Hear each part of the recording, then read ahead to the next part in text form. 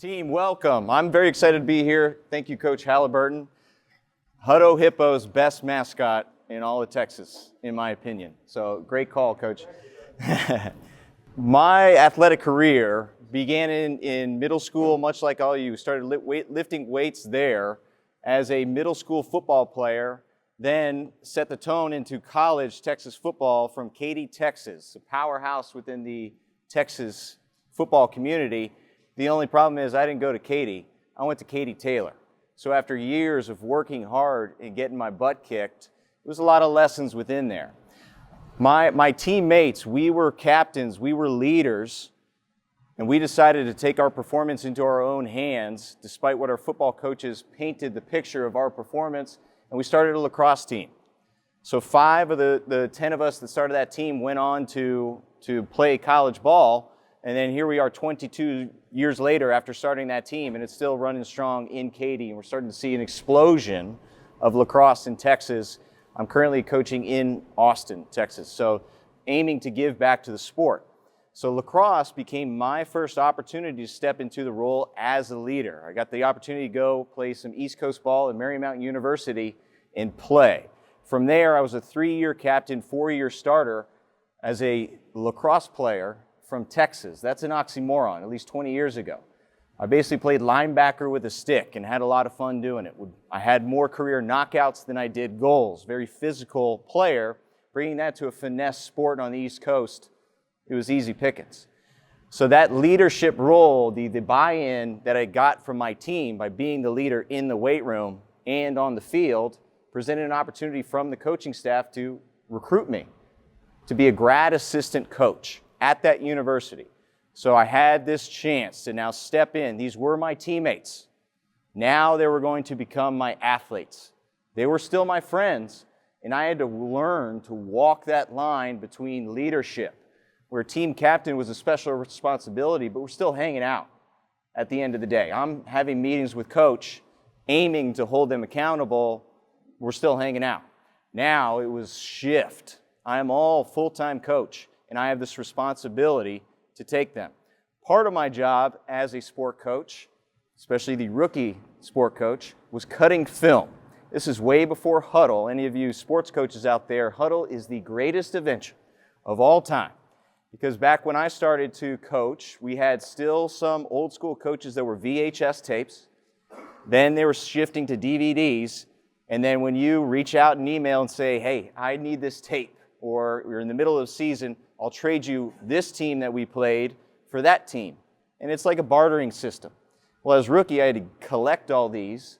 So reach out to all the coaches, starting, first big boy job, reaching out professionally to these coaches and getting these tapes. Sometimes tape, sometimes DVDs, mash them all together, put it into a system for the team to now go. So reaching out to a sport coach mid-season, I got one of the greatest emails of all time, and that's how we're going to start this little show.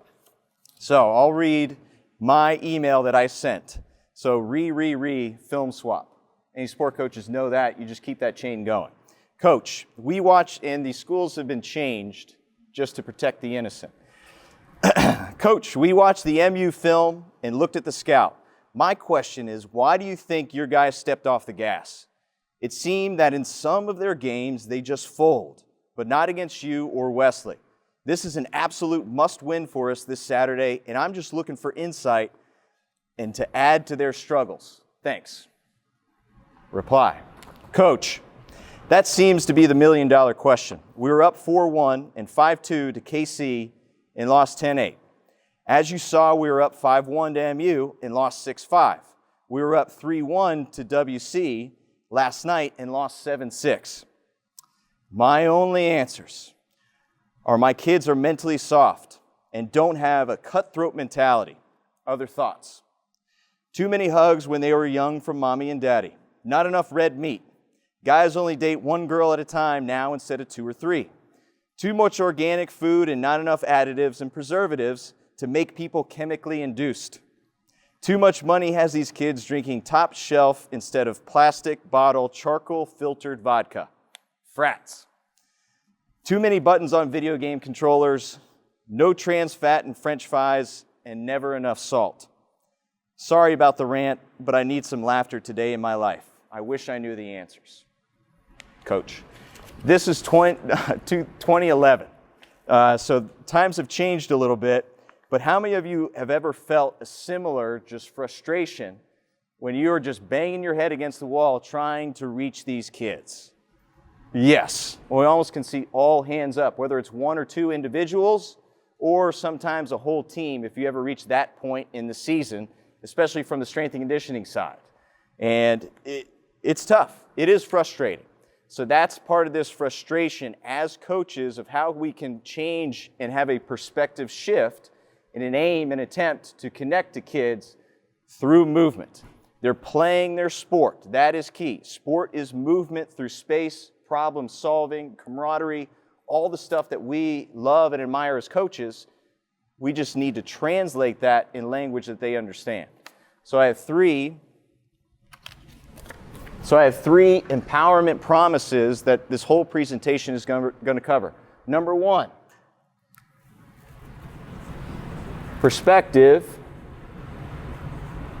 to drive emotional quotient, to drive EQ, not only for you as a coach, but also start to hand that off to these teenage or college level athletes where they can become more aware and leaders. That is being a true leader. We're able to connect and then take them where they can't take themselves, whether it's a coach or a team captain. Next up, we're going to talk about identifying deficiencies. Identifying deficiencies in leadership.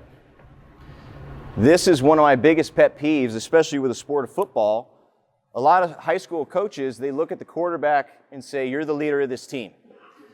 What if that kid is just a naturally quiet kid? What if he's more reserved? And then they force him, he does everything right. He shows up to practice early. He keeps guys late. He shows up in the weight room. And I mean shows up in the weight room, giving more effort. So the coach then forces this responsibility onto him and then just lets him fail. What happens to his performance on the field then? Starts to dip. He gets into shame spirals, quicksand. They're just a quiet kid. So how do we approach different kids with different energies to put them in a position to lead? That's what we're going to work on here. And last but not least, connect it through what we love with some movement solutions. So practical tools that I want you to hand off so you can apply Monday and start to see who your leaders are. Allow them to fail in this controlled environment and then be there with exact tools what to do to help build them up, to empower them to be leaders one step at a time.